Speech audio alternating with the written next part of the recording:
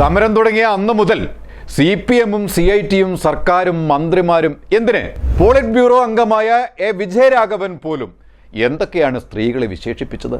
ഒളിഞ്ഞും തെളിഞ്ഞും സർക്കാർ തൊടുത്തുവിട്ട അവഹേളനങ്ങൾ, അപവാദങ്ങൾ, ഭീഷണികൾ, ക്രിമികീടം, പാട്ടപ്പിരിവുകാർ, പെമ്പിളെ ഒരുമൈ സമരം, കൂടാതെ സമര നേതാക്കൾക്കെതിരെ കള്ളക്കേസുകൾ, ലോക്കൽ നേതാക്കളെ വെച്ച് ഭീഷണിപ്പെടുത്തൽ, ജോലിക്ക് ഹാജരായില്ലെങ്കിൽ ഇനി ജോലി ഉണ്ടാവില്ല എന്ന നോട്ടീസ്, CITUവിൻ്റെ ബദൽ സമരം, CITU നേതാവിൻ്റെ സ്ത്രീത്വത്തെ അപമാനിക്കും വിധമുള്ള പരാമർശങ്ങൾ, കൊടുമഴയത്ത് അതിപുലർച്ചെ പോലീസിനെ അഴിച്ചുവിട്ട് സമരപ്പന്തൽ തകർക്കൽ, എന്നിട്ടും തളരാത്ത വീര്യവുമായി സ്ത്രീകൾ തൻ്റെ അവകാശങ്ങൾക്കായുള്ള സമരത്തിൽ നിന്നും തെല്ലും പിന്നോട്ട് പോയില്ല.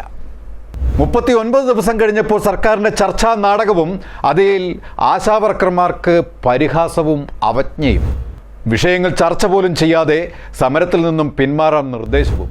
അതിനുശേഷമാണ് ആശാവർക്കർമാർ നിരാഹാര സമരത്തിലേക്ക് നീങ്ങിയത്. ഇപ്പോൾ നിരാഹാരം നടന്നുകൊണ്ടിരിക്കുകയാണ്.